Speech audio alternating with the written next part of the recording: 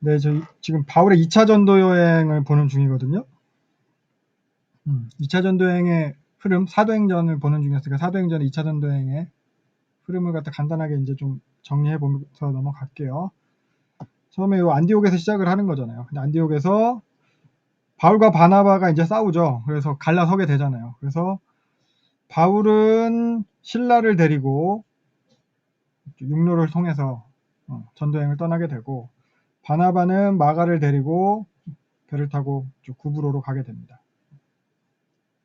그래서 바울은 수리아 길리기아 쪽으로 가게 되는 건데, 이쪽 길리기아 지나서 이쪽 루가오니아의 여기 루스드라 가가지고 여기서 이제 디모데를 만나게 되는 거잖아요. 그래서 디모데가 전도여행 팀에 같이 합류를 하게 되고, 그래서 디모데를 만나서 결국에는 요 아시아 에베소로 가려고 했는데 성령께서 막으셔서 비두니아로 가는 것도 못 가고 결국 드로아까지 가게 되고, 여기서 마케도니아인의 환상을 보고 유럽으로 넘어가게 되는 거죠. 여기서부터 이제 누가가 합류한다고 했어요. 누가복음과 사도행전의 저자 누가가 합류를 하게 됐습니다. 여기서 배를 타고 사모드락의 네아폴리 지나서 빌립보에 가서 빌립보에서 자주색 옷감 장사 루디아를 만나게 되고, 그리고 여기서 전도하다가 귀신들이 여정 쫓은 바람에 그것과 관련해서 이제 바울과 신라가 이제 매 맞고 옥에 갇히게 되잖아요.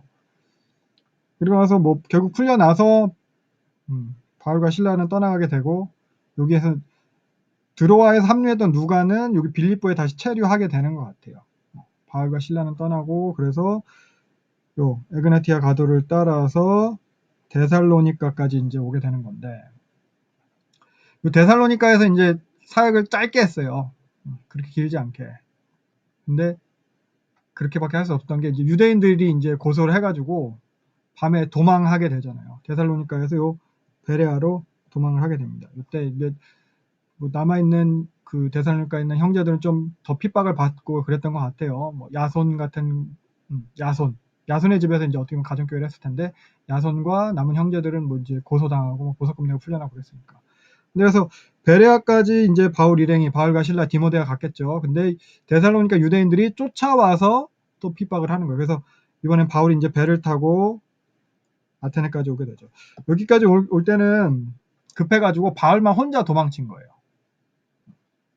디모데랑 신라는 아직 요 베레아에서 남아있고, 그래서 아테네에서 바울이 자기를 갖다 데려다 준 사람들한테 빨리 가서 디모데랑 신라 오라고 해라.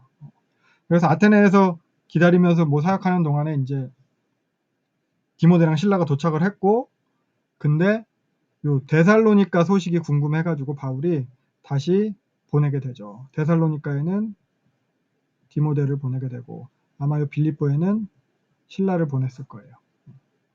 그리고 나서 뭐 사실 바울은 아테네 사역을 혼자 했지만 제대로 되는 일이 없었어요.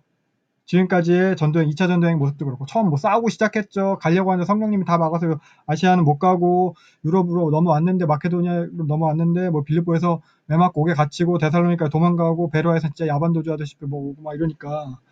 그러니까 재정적으로도 물론 어렵고 힘들고, 외부적인 상황도 우호적이지 않고, 심리적으로도 이렇게 계속 실패하다 보니까 불안하고 힘든 상황이에요. 두려워하고 있었어요.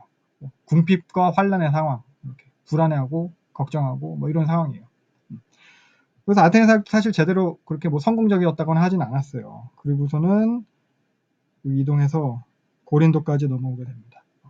고린도에 도착했을 때 브리스길라랑 아굴라를 만났죠. 그리고 여기 데살로니카와 빌립보에 갔던, 마케도니아에 갔던 디모데와 신라가 돌아오게 됩니다. 아마 고린도에 도착하면서 뭐 소식도 가져왔겠지만 헌금을 좀 가져왔을 거예요. 후원금을.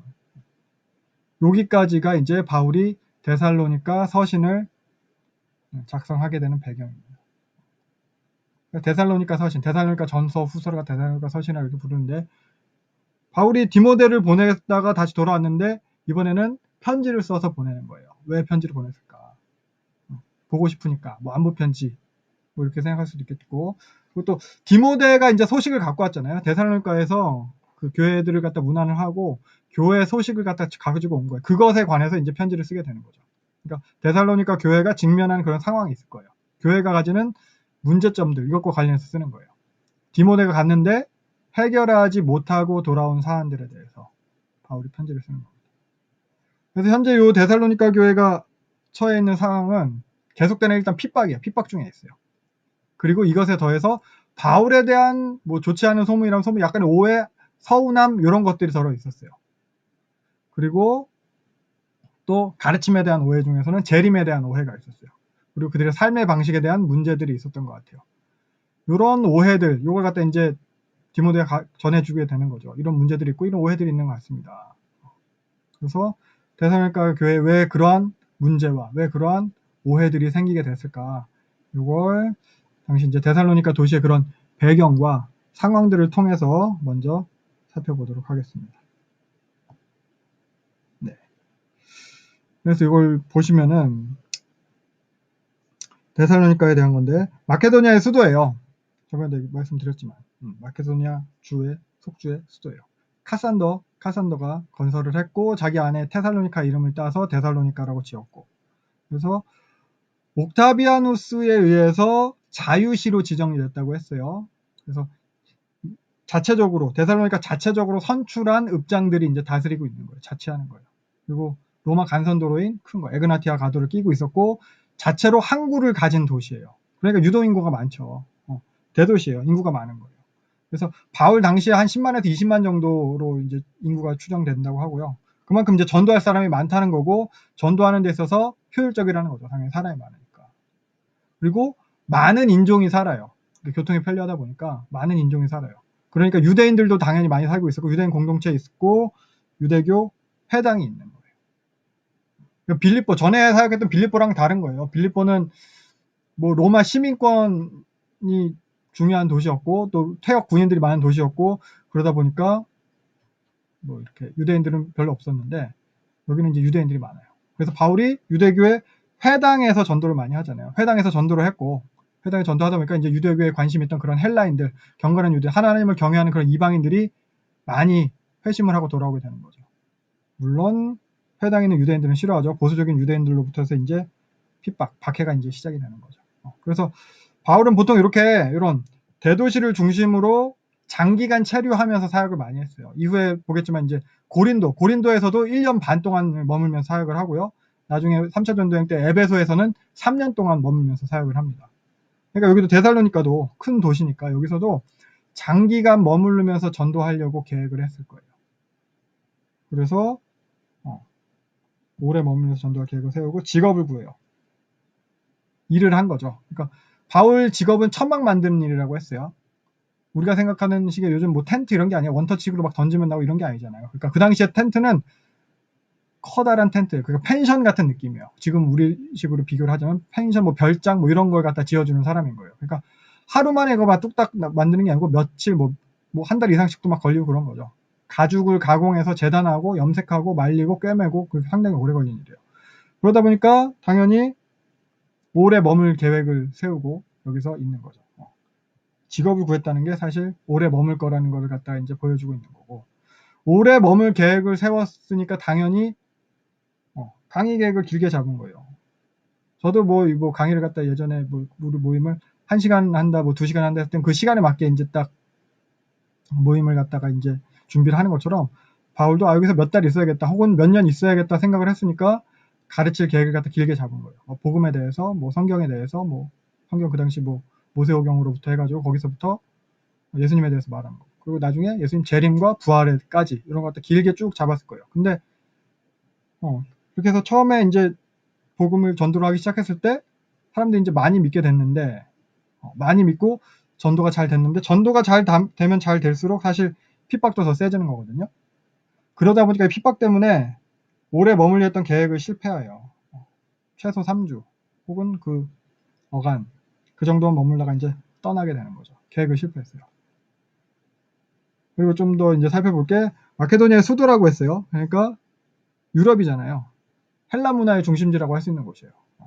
여기에서 이제 바울이 잘 전도를 했는데 많은 사람이 믿게 돼요. 이렇게 많은 사람이 믿게 된 이유, 특수한 이유가 있었어요. 바로 요 디오니소스와 카비루스 신화, 그 중에서 요 카비루스 신화인데, 데살로니가에서 주로 섬기는 신이 있었어요.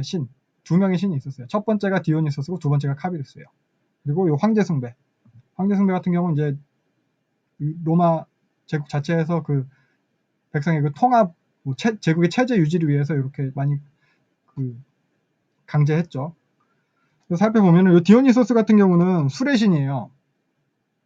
로마 신으로 하면 뭐 바쿠스 뭐 이거죠. 그리고 특징이 게으르고 방탕하고 음란해요.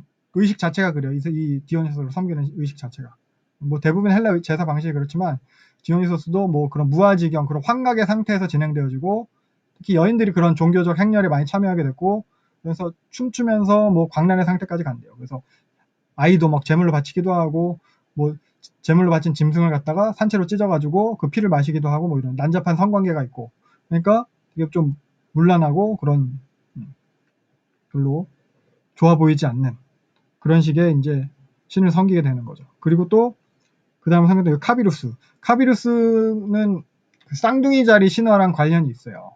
그래서 요 디오니소스도 그리스식 이름은 디오니소스고 로마의 라틴어 이름은 이제 바쿠스잖아요. 그것처럼 이제 그리스 신화가 로마 제국 시대를 거치면서 로마 신화가 섞이게 되는 거거든요. 그래서 그리스 로마 신화 이렇게 되잖아요. 그래서 제우스가 주피터, 포세이돈이 뭐 넵튠, 아프로디테는 뭐 비너스 뭐 이런 거, 아르테미스는 다이아나 뭐 이렇게. 이것처럼 신들의 종류도 되게 늘어나고 섞이고 막 그렇게 돼요. 거기다가 이제 그 지역, 그 동네의 지역 그런 토템, 지역 그런 샤머니즘, 토속 신앙이랑 혼합되게 돼요. 이름도 바뀌고 신화도 바뀌고 막 그렇게 되는 거예요. 그 대표적인 게 그 아르테미스죠, 아르테미스.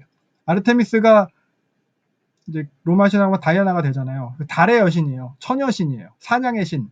근데 이 성경에서 아데미 여신이잖아요. 에베소에서 그 주로 섬기던 신. 요게 어떻게 바뀌냐면은 요런 형태로 바뀌잖아요. 그러니까 처녀신, 사냥의 신인데 풍요의 신, 다산의 신이 됐어요.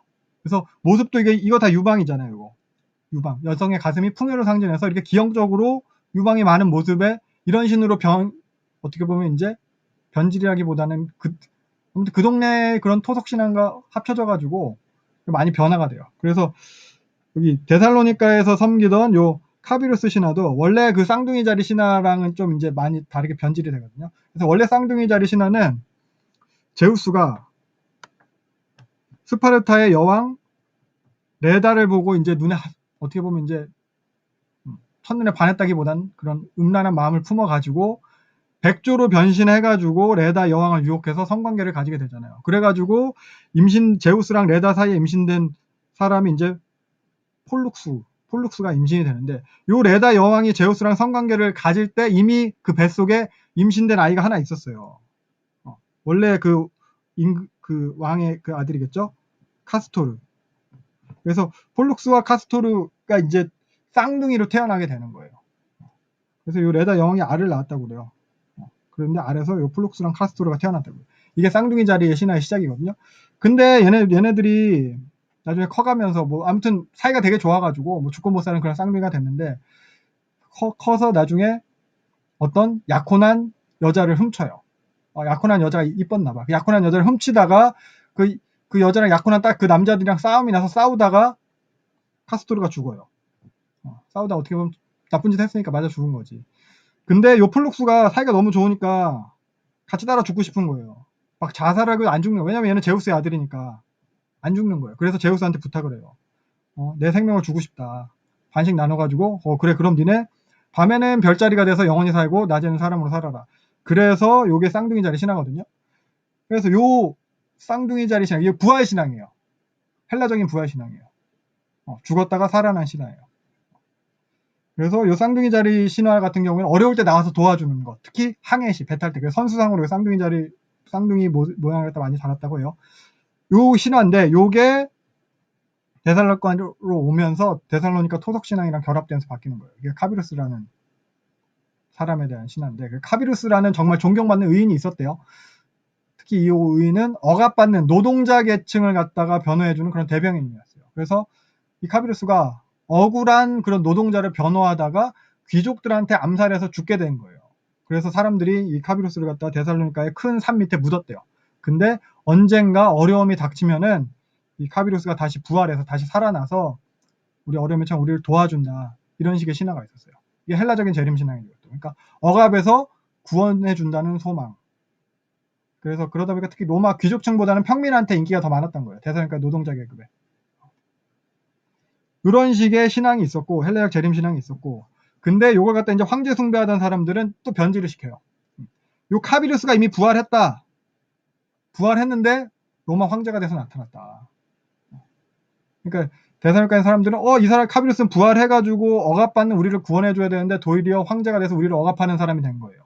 그런 식으로 착취하는 신이네. 도움을 주는 신이네. 착취하는 신. 그러니까 어떻게 보면 더 실망을 하게 되고 영적 공허함이 있고 뭐 이런 거죠. 근데 이런 카비루스의 이런 헬레적 재림 신앙이 어떻게 보면 예수님의 부활 재림과 비슷하거든요. 예수께서 다시 돌아오셔서 우리가 다 구원해 주신다. 이런 식의 비슷한 신앙이 있었기에 많은 사람이 믿을 수 있게 되는 거예요. 바울이 전했을 때. 이런 황제 숭배 사상 있는 사람들이 그런 그런 막 속이는 이런 것 때문에 생기는 그런 영적 공허함을 도리어 채워주면서 새로운 소망이 돼요. 그래서 많이 개종하게 돼요.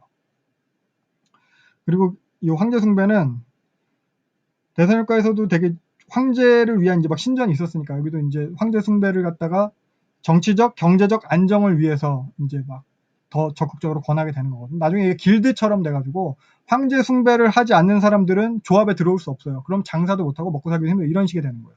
그래서 황제 숭배를 한다는 것은 로마 제국 하에서의 그런 평화와 안녕을 위한 거거든요. 근데 교회가 황제 숭배를 안 하잖아요.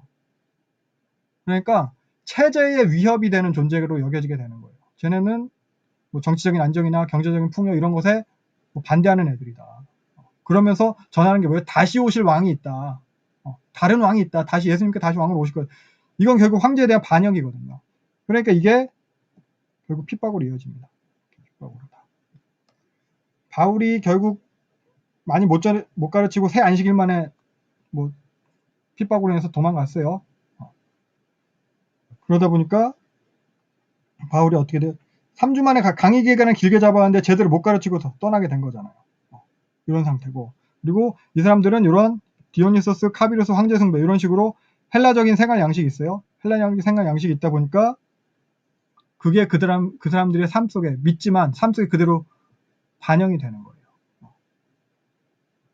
그러니까 이 사람들의 신앙이 어떻게 됐냐? 믿음은 좋은데 잘못된 생활 방식이 되는 거예요. 그러니까 핍박은 견뎠어요. 뭐 동족으로부터의 핍박도 있고 유대인으로부터 핍박도 있고. 근데 핍박은 견뎠는데 제대로 못 배운 거야. 그리고 그러다 보니까 이제 자기가 원래 하던 대로의 생활 방식대로 돌아가는 일이 생기게 되는 거고. 사실 바울이 떠나 버렸으니까. 바울이 전한 것 자체도 어떻게 보면 이제 믿음으로 구원받는다. 핍박을 견뎌라. 하나님 나라에 들어가는 환난을 겪어야 된다. 사도행전에서도 전하는 이건데, 근데 자기는 핍박받으니까 피했잖아요. 인사도 없이 갑자기 밤에. 이것에 대한 서운한 마음도 있을 거고, 좋지 않은 소문들도 날 수도 있고, 바울이 지는 피했다. 뭐 이렇게. 먹튀다. 뭐 이렇게. 바울 자신도 많이 미안해하기도 했을 것이고. 그러니까 이런 것들을 통해서 데살로니가 교회의 현재 상황이 일어나게 되는 겁니다. 믿음은 좋아요. 목에 칼이 들어와도 예수를 갖다 부인하진 않아요. 하지만 자신의 삶은 게으르고 방탕하고 음란한 대로 사는 거예요. 이게 당연한 줄 알고 원래 그렇게 살아왔으니까. 그래서 이렇게 데살로니가 성도들의 입장을 갖다 이제 디모데를 통해서 바울이 전해 듣고 그것에 대해서 이제 데살로니가 서신을 쓰게 되는 겁니다.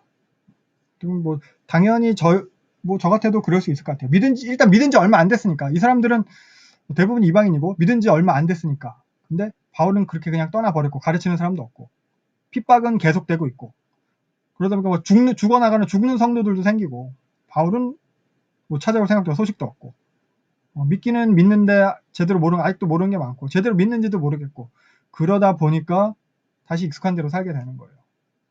믿기는 믿는데 바울에 대한 불만도 많이 생겼겠죠. 바울이 그래도 목사님들 우리 목사님은 우리한테 관심이 없나 보다 막 이렇게 밖으로만 돌아다니고 목회적인 돌봄이 부족하다 말로만 하지 목양은 안 한다 뭐 이렇게 성도도 신방도 안 하고 그러니까 에라 모르겠다 하고 살게 되는 거예요. 이런 상황 요게 바울이 데살로니가 전서를 쓰게 된 배경입니다. 그래서 대부분이 이방인 성도고 개종한 지 얼마 안 되는 그런 초신자들이에요. 그래서 본문을 보면은 데살로니가 전서 데살로니가에 보낸 편지예요. 그래서 데살로니가에 보낸 편지가 일단 2개가 전해지는 거죠. 먼저 쓴 게 데살로니가 전서, 나중에 보낸 게 데살로니가 후서예요.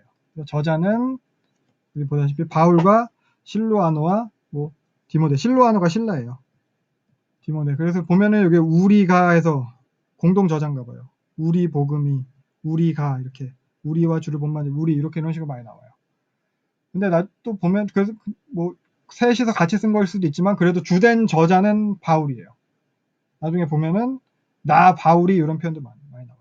나 바울은 나도 참다 못하여 내가 주를 힘입어 이런 식으로. 그래서 결국 사실 바울이 썼을 거예요. 그럼에도 여기 보면은 디모데랑 신라의 이름을 같이 기록하는데 그렇게 기록한 이유는 디모데랑 신라가 데살로니가 있을 때 같이 사역했으니까 다 이름이 알려져 있는 거예요. 같이 사역 동역자들로 이제 친숙한 인물들이니까 이름도 같이 쓰는 거고 그만큼 더 이제 격려도 되고 위로도 되고 이 편지가 진짜라는 뭐 증명도 되는 거고 그리고 또 바울이 직접 방문을 못 하잖아요. 디모데만 보낸 거잖아요. 거기에 대해서 이제 디모데의 권위를 세워주는 걸 수 있어요. 디모데가 이렇게 이 편지를 같이 쓴 그런 훌륭한 형제다. 나중에 또 디모데에 대해서 그렇게 칭찬도 하긴 하지만 디모데를 보냈지만 바울, 신라, 디모데가 한 팀이니까 우리가 간 거나 마찬가지다. 뭐 이런 거기다가 이제 또 이제 셋이서 같이 이제 같은 마음으로 너희를 갖다 위로한다, 격려한다. 이렇게 편지에 설득력을 더하기 위해서 이렇게 쓴 것으로 보입니다. 그래서 기록 시기를 생각을 해보면은 요 편지의 저자들을 통해서 기록 시기를 갖다 특정해 볼 수 있거든요. 그래서 뭐 결론부터 2차 전도행 시기, 고린도 사역 중인 거예요. 대략 AD 50년에서 51년 정도. 그래서 이걸 갖다 어떻게 특정을 하나 생각을 해보면은 바울이랑 신라랑 디모데랑 일단 같이 있잖아요. 같이 있다가 바울이 디모데를 데살로니가로 이제 보낸 거예요. 그리고 디모데가 다시 돌아왔어요. 그러니까 바울이 살펴볼게요. 요거 바울이 우리만 아덴에 머무기를 좋게 생각하고 디모데를 보냈대. 여기서 우리는 이제 바울과 신라겠죠. 바울 신라는 아텐에 머물고 디모데를 보냈어요. 지금은 디모데가 너희에게서 와서 3장 지금 디모데가 돌아왔대요. 여기는 이제 고린도예요. 고린도에서 디모데가 너희한테 와서 소식을 전했다. 그러니까 너희네한테 전해드는 소식을 듣고 고린도에서 편지를 쓰는 거죠. 이 편지를 가지고 다시 또 디모데가 간 거고. 그런 느낌이에요. 그래서 요 바울과 신라와 디모데가 같이 있었던 시기 2차 전도행. 이것도 2차 전도행 특정할 수 있는 이유는 요 신라 같은 경우는 바울이랑 2차 전도행을 함께 했지만 3차 전도행에는 등장하지 않아요. 신라. 요 실로아노는 나중에 보면은 2차 전도행 끝나고 예루살렘으로 원래 예루살렘 출신이잖아요. 예루살렘으로 돌아가서 베드로의 사역을 도운 것 같아요. 베드로가 자기는 편지 쓸 때 신라가 도와줘요. 실로아노를 통해서 너희에게 썼다. 이런 거. 그래서 바울과 신라와 디모데가 함께 있으려면 2차 전도행 중인 거고 아까 봤듯이 2차 전도행 아테네 사역 이후에 기록이 된 것 같고 그럼 아테네에서 오래 머물지 않았으니까 아까 봤듯이 고린도에서 머무는 동안 기록이 된 것 같고 고린도에서는 바울이 1년 6개월을 갖다 머물렀다고 기록을 하고 있거든요. 1년 6개월. 1년 6개월. 그걸 갖다 이제 생각을 해보면은 이제 바울이 아까 말했듯이 고린도에서 제일 처음에 이제 브리스길라 아굴라를 갖다 들어가자마자 만나요. 브리스길라 아굴라를 갖다 만나게 된 이유는 글라우디오 칙령 때문인데 글라우디오 칙령이 49년에 있었어요. 로마에서 유대인들 다 나가라. 그러니까 로마에서 떠나서 고린도로 브리스길라 아굴라가 온 거는 요 49년 이후가 49년이겠죠. 49년 이후가 되는 거예요. 그럼 아무리 빨라도 49년이고. 근데 바울이 고린도를 떠날 때쯤에 사건이 있어요. 갈리오가 아가야 총독이 되었을 때. 요때예요. 갈리오가 아가야 총독이 되었을 때 바울이 이제 사람들한테 끌려가는 거거든요. 요 갈리오가 아가야 총독이 된 시기가 51년이에요. 51년 뭐 7월 1일 이렇게 얘기하기도 해요. 혹은 5월 1일이라고 얘기를 하기도 하고. 요 내용은 이게 고린도 델피 신전 근처에서 발견된 뭐 대리석 조각인데 여기에 이 델피 비문이 이제 클라우디우스 황제가 델피에 보낸 그 편지래요. 거기에 보면은 이렇게 써있대요. 요게 이제 그거래요. 갈리오의 이름이 들어있대요. 그러면서 여기 이걸 통해서 이제 그 갈리오가 51년 7월 1일 혹은 5월 1일에 부임해 왔다는 것을 갖다 이제 증명을 하더라고요. 그래서 그럼 갈리오가 온 게 이제 51년이에요. 51년 여름. 근데 51년 여름 요때쯤에 이제 바울이 이제 갈리오가 부임했을 때 이제 붙잡혀 가가지고 소동이 일어나고 고린도를 떠나게 되는 거거든요. 그럼 51년 여름으로부터 1년 6개월 앞쪽에 이제 바울이 이제 고린도에 도착을 한 거거든요. 그럼 51년 여름보다 1년 6개월이면 이제 50년 봄이 되겠죠. 바울이 그래서 50년 봄부터 고린도에서 사역을 시작한 걸로 생각할 수 있고 50년 봄부터 51년 여름까지 사역 요 사이에 기록이 된 거예요. 그래서 50년 혹은 51년으로 데살로니가 전서와 후서의 기록 시기를 갖다 특정을 할 수 있습니다. 그래서 구조를 갖다 보면은 뭐 아까 다들 잘 해오셨지만 크게 두 부분으로 나눌 수 있어요. 그래서 앞부분은 이제 감사라고 할 수 있고 뒷부분은 권면이라고 할 수 있어요. 그래서 1에서 3장까지가 감사에 대한 내용이라고 하면은 4에서 5장까지를 갖다가 권면에 대한 내용이라고 할 수 있을 거예요. 그래서 전반부 요 감사에 대한 부분은 아까 말씀해 주셨듯이 바울이 이제 사역했던 것, 데살로니가에서 그러니까 데살로니가 교인들이랑 함께 경험한 것들에 대한 회상하는 성격을 띠어요. 회상. 과거를 갖다 회상을 하면서 그것에 대해서 감사하고 또 이야기하는 걸 띈다면은 후반부 요 권면은 이제 그런 요런 회상, 같이 있었던 그런 사역했던 그것을 바탕으로 앞으로에 대한 기대예요. 기대. 이런 성격을 가지고 있어요. 그래서 전반부와 후반부가 또 각각 두 가지씩으로 내용으로 바뀌는데 여기 감사에 대한 부분은 이제 칭찬과 변론이에요. 변론. 변호? 바울 자신에 대한 변호가 되겠죠. 권면에 대한 부분은 아까 이제 말씀해 주셨듯이 이제 재림에 대한 부분이 있고 또 삶에 대한 권면에 대한 부분. 이 정도로 이렇게 크게 나눌 수 있겠습니다. 그래서 읽어보셔서 다 아시겠지만 이제 전에 봤던 첫 번째로 본 바울 서신이었던 갈라디아서랑은 분위기가 되게 달라요. 내용이 여기는 격려하고 위로하는 거 위주예요. 그러니까 아까 말씀드렸지 3주밖에 안 된 어떻게 보면 제대로 가르치지도 못하고 온 그런 어린 교회잖아요. 그 어린 교회에서 하다 보니까 많이 위로하는 게 많고 내용도 보면은 좀 신학적인 논증 뭐 이런 거 이게 옳다 저렇다 갈라디아서는 막 그걸 따지잖아요. 그런 논증을 위한 거라기보다는 이제 개인적인 성격이 강하고 그러다 보니까 그런 신학적인 변증을 위해서 기록된 게 아니라 바울과 데살로니가 교인들과의 그런 관계를 우선적인 목적으로 한 것 같아요. 그렇게 기록한 걸로 생각해 볼 수 있을 거예요. 물론 뭐 데살로니가 서신에도 기본적으로 바울의 그런 신학적인 주제들을 바탕에 깔고 있기는 해요.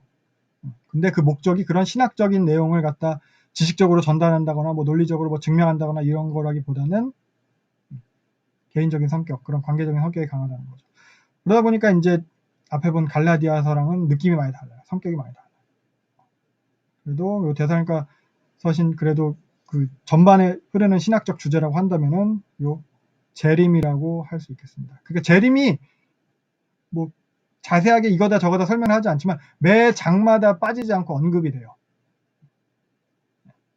그래서 보면은 뭐 이 재림을 갖다가 논리적으로 증명하지는 않지만 이 재림이라는 주제를 통해서 데살로니가 교인들을 갖다 격려하고 위로하는 것에 편지의 목적이 있다고 할 수 있겠습니다.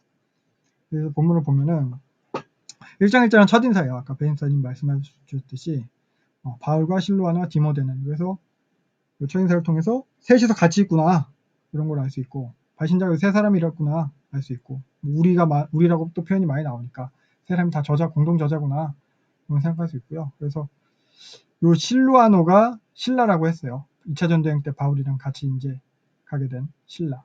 그래서 아마 바울이 편지 내용을 갖다가 부르면은 신라가 받아 적었을 것이고 그리고 디모데가 전달했을 것이다 이렇게 주장을 하기도 합니다. 주된 저자는 바울이고 그래서 신라에 대해서 잠깐 또 생각을 해보면은 처음에는 그 49년 예루살렘 공의회에서 결정된 사항 우상 숭배, 피자 먹는 것, 음행 이런 거 멀리하자 요걸 갖다가 안디옥 교회로 이제 야고보의 편지를 갖다 같이 전달해주기 위해서 유다랑 같이 온 그 사람이 신라잖아요. 그 신라. 거기다가 이 사람이 그러니까 또 예루살렘에서도 단순히 그 편지만 배달한 배달부가 아니라 선지자인 거예요. 교사인 거예요. 그러니까 복음에 대해서도 되게 잘 알았을 거고 그리고 그런 오직 믿음으로 구원받는다는 그런 결정에 전적으로 동의하는 사람이었을 거고 그리고 또 이제 바울이랑 2차 전쟁 같이 하면서 같이 매맞고 갇히고 같이 핍박당하고 도망 다니고 이러다 보니까 누구보다도 이런 바울의 상황을 잘 아는 사람인 거죠. 그러다 보니까 데살로니가 서신에 있어서도 뭐 전부 다 동의할 수 있는 그런 사람인 거예요. 그러니까 이제 공통 저자로도 이렇게 이름 올릴 수 있는 거고요. 그리고 또 다른 디모데 같은 경우는 이제 루스드라 출신이잖아요. 루스드라 출신이고 어머니 이름이 유니게고 할머니가 로이스예요. 둘 다 유대인이에요. 근데 아버지는 헬라인이래요.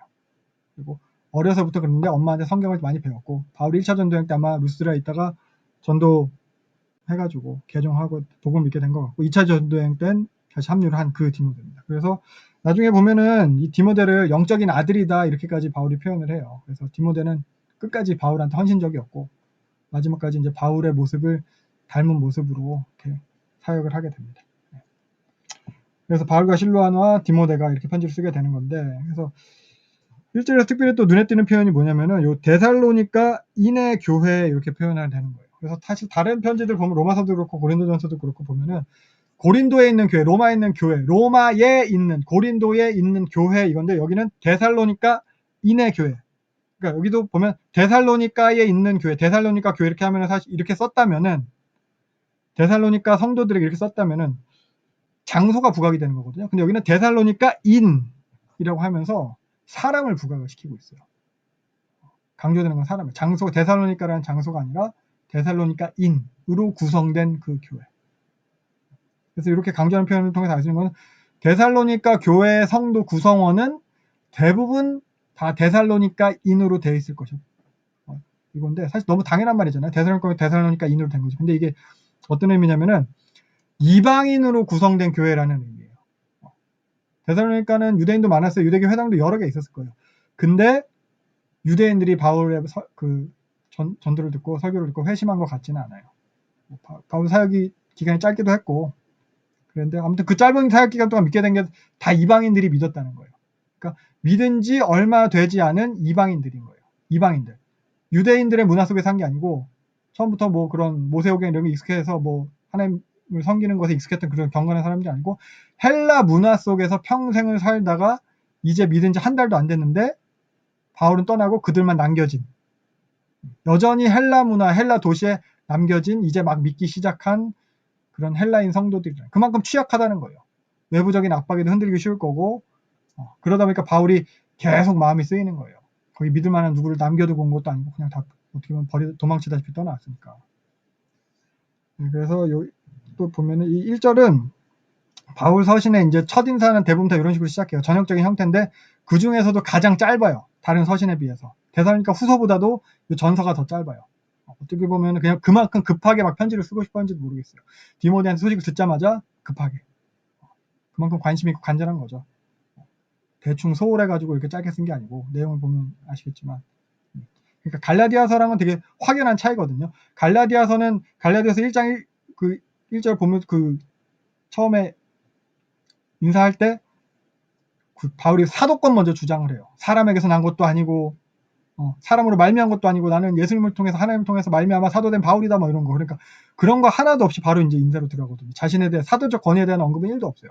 그러니까 데살로니가 교회랑 바울과의 그런 관계를 여기서 생각해 볼 수 있는 거거든요.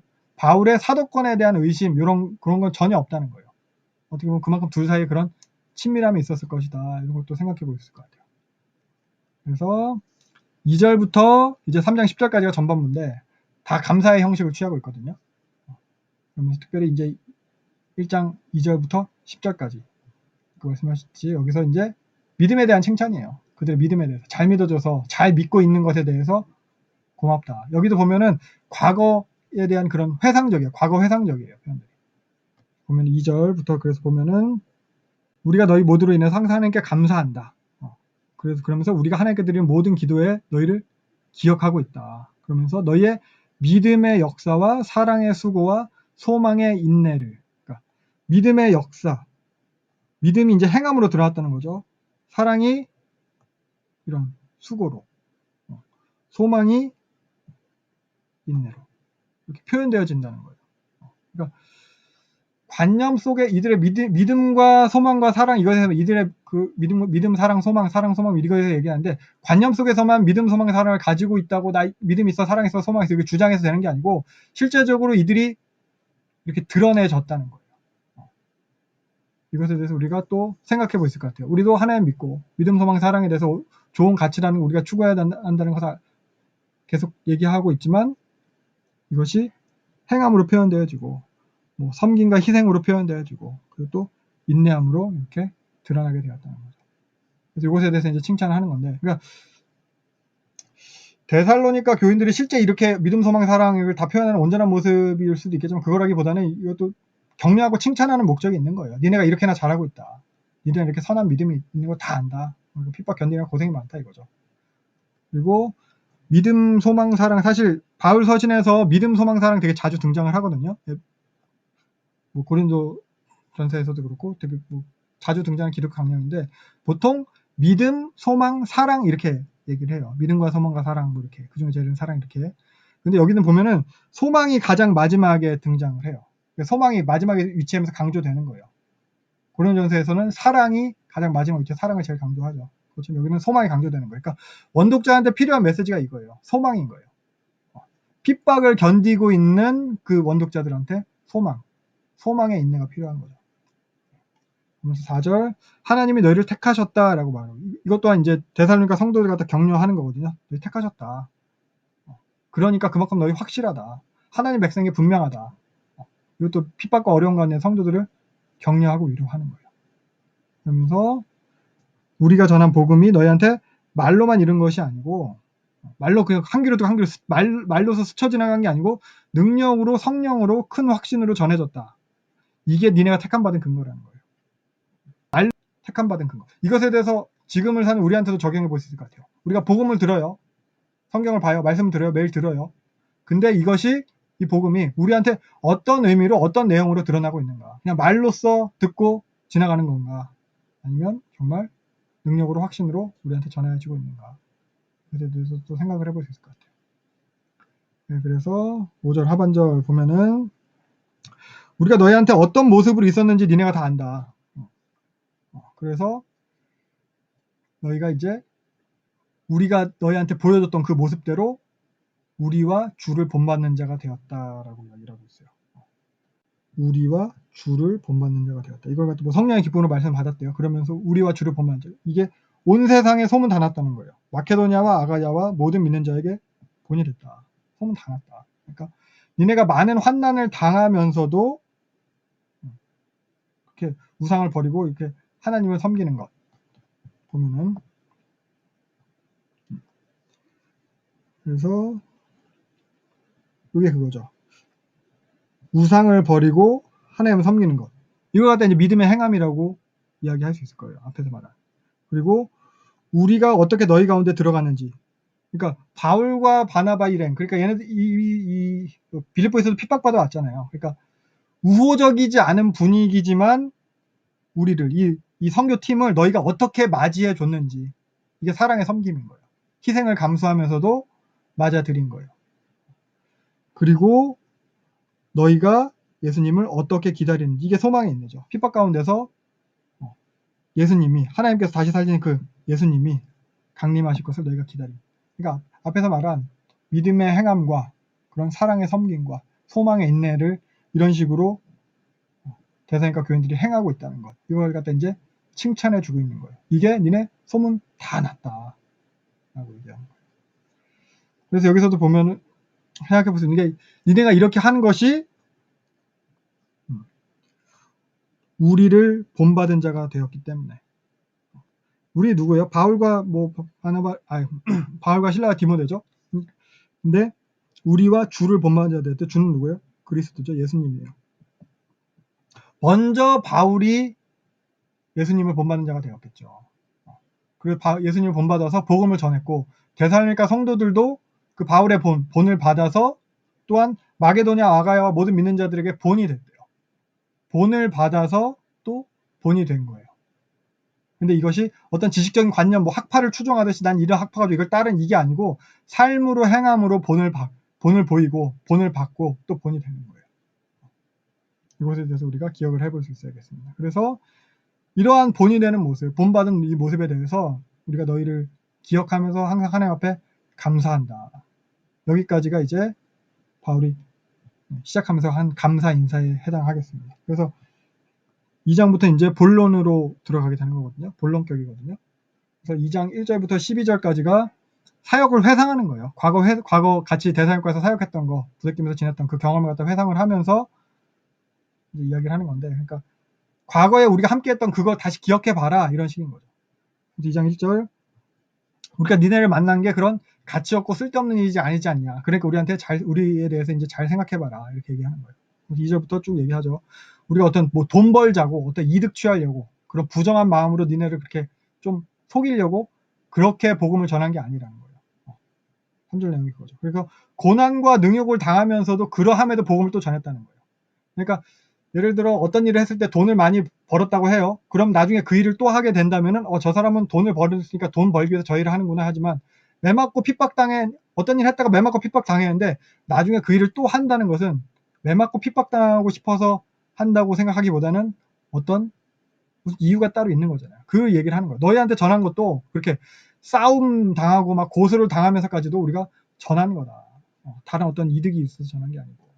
그러니까 복음을 전한다고 나한테 이득 돌아오는 게 아니고 오히려 그렇게 고난과 핍박이 현재 진행형으로 계속 그렇게 돌아오는데도 내가 전했지 않냐. 그걸 기억해봐라 그거. 나는 니네들이 생각하는 그런 뭐 소피스트 같은 그런 장사꾼 같은 그런 웅병과 그런 말쟁이가 아니다. 그런 부류처럼 사람들한테 좋게 보이려고 그렇게 한 게 아니라 오직 4절 하나님을 기쁘시게 하기 위해서 한 거다. 그러니까 사람들 비위 맞춰서 돈이나 벌려고 한 게 아니다. 하나님이 우리한테 맡기신 것이어서 한 거다라고 얘기하고 있어요.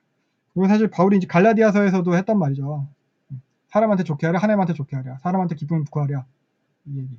내가 사람한테 기쁨을 구한다면 그리스도의 종이 아니다. 이것처럼 여기서도 바울은 항상 이런 태도로 삶을 살고 또 복음을 전한 거예요. 내가 잘 되기 위해서 한 게 아니고 혹은 내가 아끼는 다른 사람의 잘됨을 위함도 아니에요. 하나님의 기뻐하심을 위해서 하나님께서 맡겨주신 그 일을 한 거예요. 그래서 우리도 뭐 교회를 하든지 어떤 일을 하든지 생각을 해볼 수 있어요. 우리가 어떤 의도를 가지고 하는 일들이 과연 무엇을 위함인지, 하나님께서 기뻐하실 만한 일인지, 아니면 하나님이랑 맡겨주신 일과는 그런 상관없는 일은 아니에요. 혹은 하나님이 슬퍼하실 만한 일을 하고 있는지도 모르겠어요. 우리가 또 다른 의도와 목적을 가지고. 여기서 바울은 그렇게 사람이 아니라 하나님을 기뻐하심을 위해서 일을 했다고 하고 있어요. 이게 바울이 보인 본인 거예요. 예수님이 보이신 본인 거예요. 그래서 5절 바울이 이제 욕심을 추구하거나 듣기 좋은 소리를 하거나 뭐 그러지 않았대요. 심지어 너희들한테도 그렇게 인기 얻으려고 좋게 보이려고 하지 않았대요. 이게 다 니네들도 아는 바고 하나님도 이것의 증인이라고 이제 얘기를 하고 있어요. 그러면서 사실 7절 보면은 사실은 그리스도의 사도로서 너희한테 이제 그 권리를 주장했어요. 그리스도 구원자죠.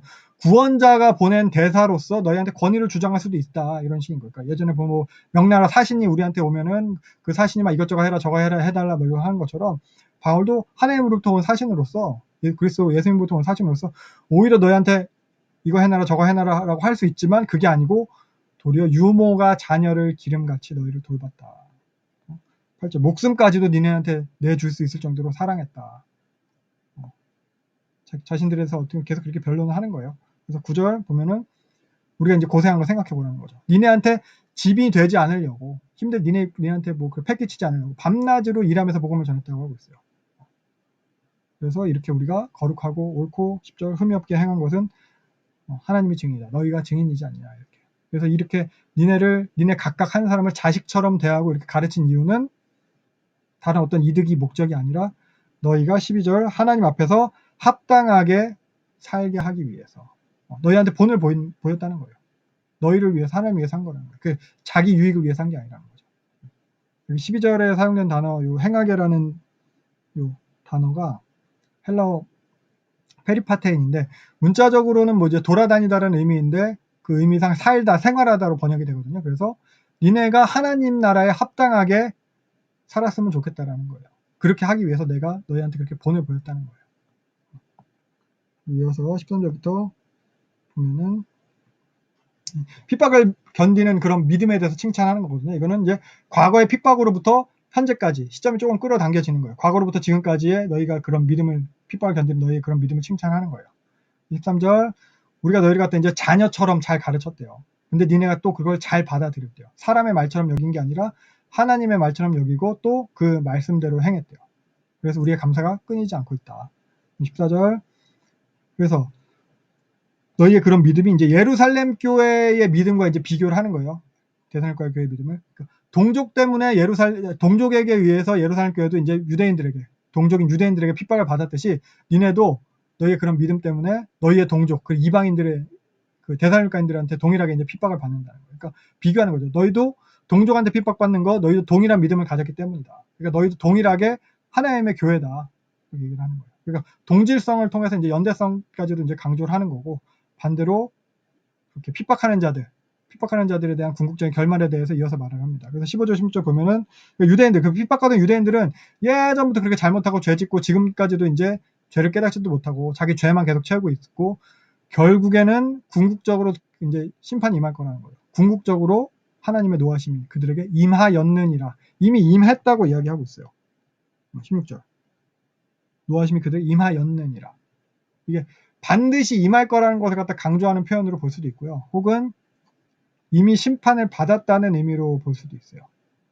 그러니까 그들이 이제 예수님이 오심으로 인해서 시작된 그 하나님의 나라, 그걸 경험하지 못하고 있다는 것, 요걸 갖다 이미 심판을 받은 것으로 표현하는 거거든요. 그러니까 영생을 얻지 못했다는 것, 이미 예수님 믿음을 시작된 그 영생을 갖다가 얻지 못한 것, 그 영생에 참여하지 못했다는 것, 하나님 나라에 참여하지 못했다는 것, 요게 이제 궁극적으로 하나님으로부터 임한 진노라는 거죠. 그들에게 임한 진노라는 거예요.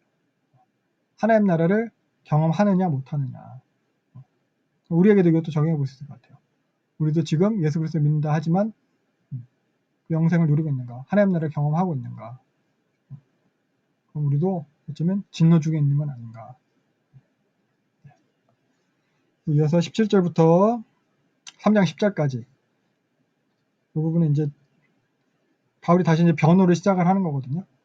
바울의 이제 현재 상황에 대한 변호예요. 이전까지는 이제 과거로부터 시점을 갖다 이제 현재로 여기까지 끌고 온 거예요. 지금 이제 바울의 지금 상황, 과거에 대한 얘기야. 지금 상황에 대한 설명이 이어집니다. 17절 보면은 잠시 떠났다는 거. 여기 문자적으로 해석하면은 요 떠났다는 게 고아가 되었다 이런 뜻이에요. 헬라어로 아포르파니존인데 신약 성경에서 딱 여기만 나와요. 바울이 여기서만 딱 다른 사람들로 사용하지 않았어. 바울이 여기서만 딱 사용한 거예요. 그러니까 고아가 된 심정, 부모를 잃은 심정, 요거 갖다 그렇게 표현한 거예요. 그러니까 내가 내 의지로 니네를 떠나게 된 게 아니고 강제적으로 가슴 아프게. 그러니까 데살로니가 성도들에 대한 그런 간절함을 이렇게 표현을 한 거예요.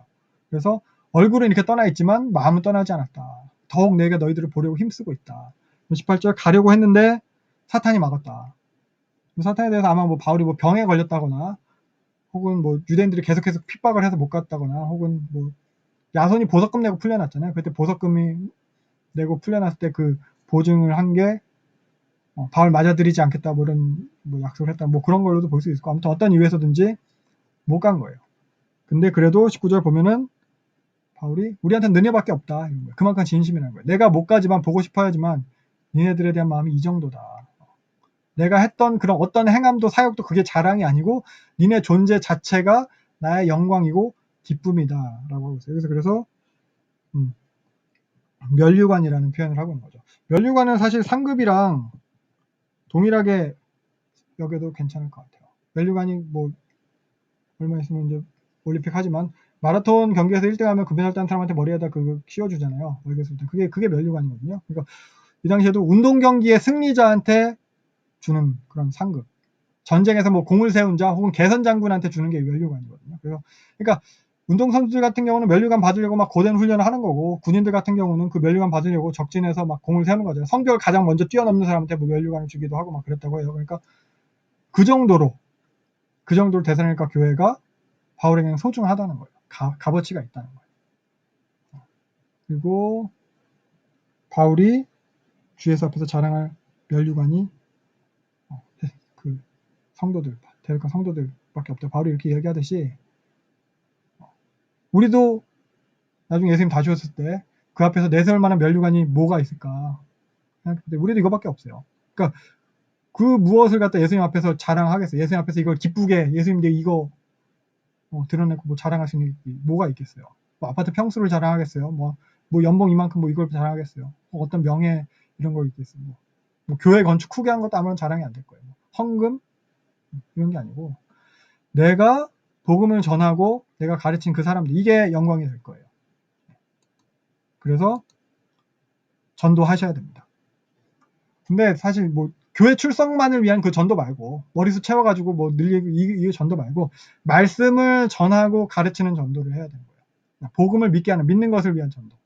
그리고 그렇게 해서 서로 믿음이 흔들리지 않도록 붙잡아주는 일. 지금 바울이 하고 있는 일이 그런 일이죠. 그런 일들을 해야 되는 거예요. 그래서 본문을 통해서 바울이 말하고 있는 이런 영광, 이런 자랑, 이런 것은 무슨 총동원주의의 전도왕, 이게 뭐 영광 이런 자랑이 아니라는 거죠. 이렇게 교회로 데리고 오는 것에만 국한된 걸 말하는 게 아니고 결국 삶으로 살아가는 것을 통해서 본을 보이는 것을 말하고 있는 거예요. 1장부터 바울은 계속 그런 자신들의 행함에 대해서 얘기하고 있어요. 우리가 어떻게 행했는지 니네가 다 안다 이 얘기하고 있는 거예요. 2장에도 다 그 내용이에요. 니네가 친히 다 안다는 거예요. 내가 이익을 위해서 하지 않았다. 속이지 않았다. 사람한테 잘 보이려고 하지 않았다. 패기치지 않았다. 밤낮으로 일했다. 니네 친절하게 부모처럼 그렇게 양육했다. 너희 앞에서 거룩하고 그렇게 흠이 없게 행했다. 거룩하게 행한 거. 본을 보인 거. 본을 보이고 또 본이 되게 하는 거. 요거. 이걸 통해서 본이 된 그들을 통해 다시 그 본을 받고 본이 된 그들을 통해서 영광이 되고 이게 기쁨이 될 거라는 거예요. 이게 면류관인 거예요. 면류관.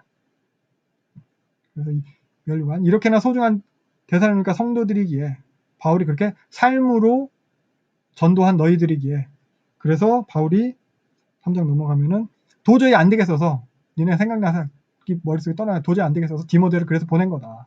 여기 아테네에서 디모데 보낸 사건을 갖다 이야기하는 거예요. 니네 걱정돼서 니네 고난당한 거 아니까 나도 도망쳐서 아테네까지 오긴 했지만 바로 디모데를 보낸 거예요. 3절 니네 환난 중에서 위로하고 흔들리지 않게 하려고. 그러면서 4절 그래서 바울이 데살로니가의 성도들한테 함께 있을 때 좀 가르쳤던 내용인 거죠. 믿는 자들은 장차 환난을 받을 것이라고 이야기했듯이 그 일이 지금 니네 일어나고 있는 거다. 그러니까 성도들한테 성도에게 있어서 그 핍박이 당연한 거라는 거예요. 가르쳤듯이. 근데 5절 그렇지만 그래도 이런 시험 중에서 니네 유혹받을까 봐 믿음이 떠날까 봐 우리 수고한 게 헛된 게 될까 봐 그래서 디모데 보는 거다. 그러니까 뭐 고난 자체로 인해서 떠날 수도 있겠죠. 그리고 주변에는 그 유대인들의 핍박 혹은 동족들로부터의 그런 핍박과 유혹이 있었을 거예요. 안정감 막 이런 걸 믿기로. 황제 숭배 한번 하면은 니네 고난이 다 해결될 텐데 니네 믿는 그 예수 뭐 믿어봤자 지금 이렇게 핍박 당하고 있는데 그게 뭔 소용이냐 뭐 이런 식으로. 여기서 뭐 시험하는 자 5절에 시험하는 자를 갖다 이제 사탄을 말하는 것으로 생각할 수도 있어요. 사탄이 그런 식으로 미혹하고 유혹하는 거죠. 믿음을 떠나도록. 믿어봤자 그 꼴이 뭐냐 이렇게. 그래서 디모데를 보낸 거예요. 그런 걱정이 디모데를 보냈는데 6절 디모데가 돌아와서 전한 소식은 그래도 믿음 잘 지키고 있다. 힘들지만 핍박 당하지만 믿음 잘 지키고 있고 바울도 많이 보고 싶어 한다고. 되게 기쁜 소식이에요. 이런 기쁜 소식을 전하게 됐고 이 소식을 듣고 나니까 바울이 이제 도리어 위로를 받는 거예요. 바울도 지금 궁핍과 환난 가운데 있거든요. 지금 고린도에 있는 바울도 편한 상황이 아니에요.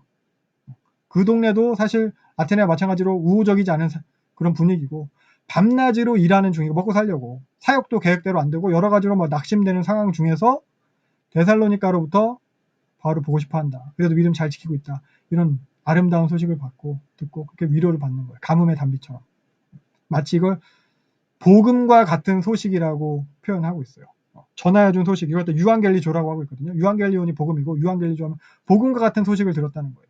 그리스도의 복음 같은. 그러니까 망한 줄 알았는데 이렇게나 내가 도망 오고 관리도 안 되고 나도 이렇게 힘들고 망한 줄 알았는데 내 사역이 덧된 줄 알았는데 그게 아니었대요. 하나님이 일하고 계셨구나. 하나님 일하고 계시는구나. 이걸 알게 되는 거죠. 바울이 방금 얼마 전에 그 아테네 사역과 지금 고린도 사역도 되는 일이 없고 망할 것 같아서 두려워서 떨고 있어요. 두려워서 떨고 있다고 바울이 표현을 하고 있거든요. 근데 여기도 지금 망할 것 같지만 여기서도 하나님 일하시겠구나. 데살로니가에서도 하나님 그렇게 일하셨듯이. 훨씬 더 큰 일도 행하시겠구나. 이걸 갖다 이제 기대할 수 있게 되는 거예요. 그래서 8절 내가 이제 살겠다. 이렇게 얘기하는 거예요. 그러면서 9절 너무너무 감사한다. 어떻게 할 수 없을 정도로 감사하다. 이렇게 표현하는 거예요. 그래서 이 감사의 대상을 보면 또 이제 하나님에게 감사하는 것이고요. 이렇게 하나님께 감사한 이유는 바로 데살로니가 교인들이 믿음을 잘 지키는 모습 때문에 이렇게 감사하는 거예요. 그러니까 엄청 말 표현할 정도의 감사를 갖다 바울이 이렇게 얘기하는 거거든요. 그러니까 바울이 최고로 기쁨이 되고 바울한테 최고로 감사가 되는 일이 요건 거예요. 믿음 잘 지키는 모습. 성도가. 바울에게서는 성도가 믿음 잘 지키는 모습을 최고로 표현할 수 정도로 기쁘고 감사한 일인 거예요.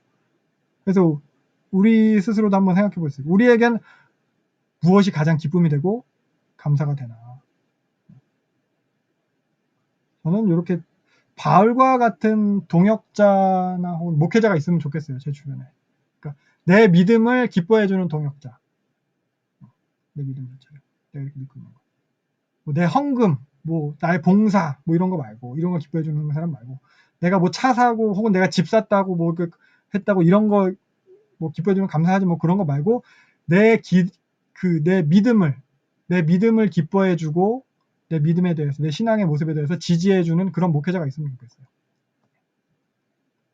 사실, 좀 목회자들 설교 들어보면 알거든요. 개인적으로 뭐, 친분이 없어도, 친분이 있지 않아도 설교를 들어보면은, 그 설교를 통해서 내 신앙이, 내 믿음이 지지가 되어지는지, 아니면은, 그게 아니고 누굴 찝어서 얘기하려고 저런 설교하는가 보다. 이런 거 사실 다 들어보면 알거든요.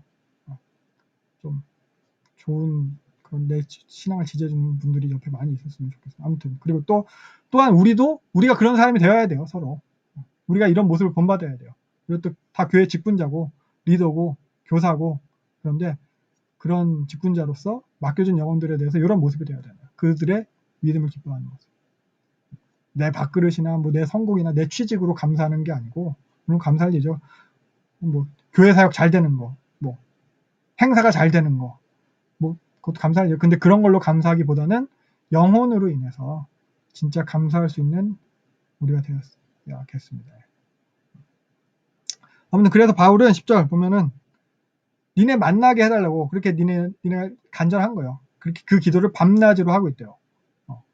그래서 만나고 싶은 이유는 너희를 만나서 너희의 믿음의 부족한 부분을 도와주고 싶어서 너의 믿음의 필요를 채워주고 싶어서 이것을 간절히 기도한다는 거예요. 그래서 이러한 기도의 내용이 이어집니다. 11절, 13절 쭉.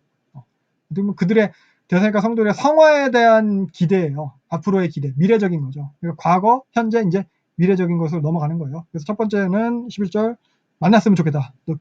속히 너희한테 갈 수 있도록 그걸 기도하고 두 번째는 12절 너희의 사랑이 풍성하여 넘치도록 믿지 않는 자들에게까지도 사랑이 넘치도록 사랑 가장 큰 가치죠. 그리고 13절 세 번째는 너희들이 그래서 마음을 강하게 먹고 흠없고 거룩한 모습이 되도록 성도들의 성화에 대한 기도라고 할 수 있을 거예요. 그러니까 여기서도 보면은 무슨 데살로니가 성도들을 위해서 기도하는데 무슨 물질적 풍요를 위해서 기도한다거나 그들의 고난으로부터 그런 해방 뭐 이런 기도는 없어요. 가장 소중하게 여기는 그들에 대한 기도거든요. 바울이 가장 소중하게 여기는 데살로니가 성도들 그들에 대한 기도인데 뭐 이런 거예요. 그래서 우리가 하는 기도에 대해서 생각해 볼 수 있을 것 같아요. 우리가 가장 소중하게 여기는 그 대상, 그 사람을 위해서 우리는 어떤 기도를 하나. 기도도 안 하진 않죠. 기도도 하죠.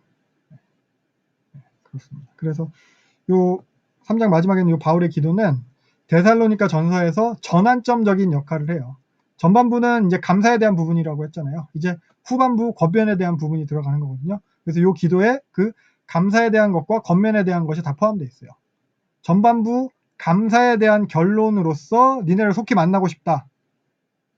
이게 들어간 것이고요. 그리고 후반부 겉면에 대한 도입으로서 데살로니가 성도들이 이제 서로 사랑해야 되는 것, 거룩함에 대한 것, 이것에 대해서 기도를 하고 있는 것입니다.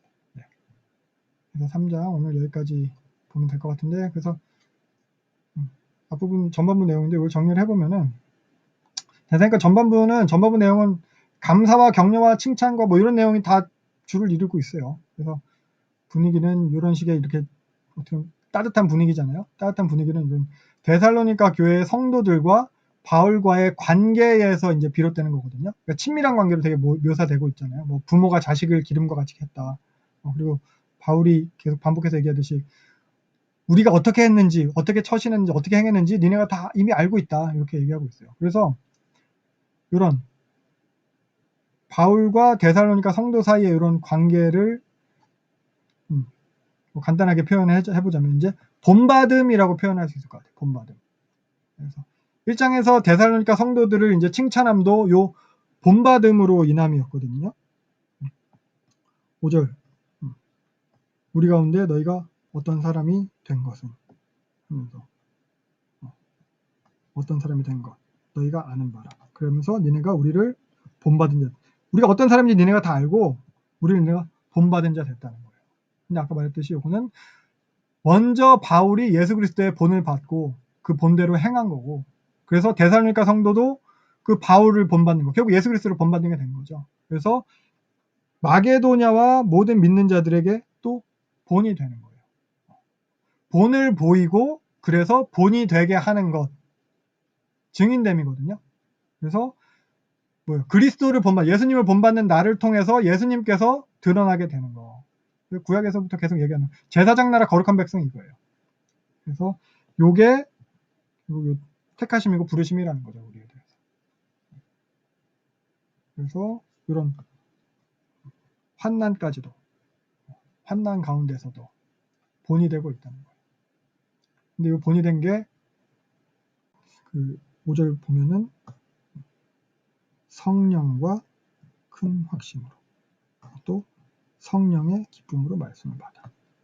본을 보이고 또 본을 받은 것, 이게 다 이제 성령으로 됐다는 거예요. 성령으로 전하여졌고 성령으로 받게 되는 거예요. 다 성령으로 되었대요. 주체가 성령이에요.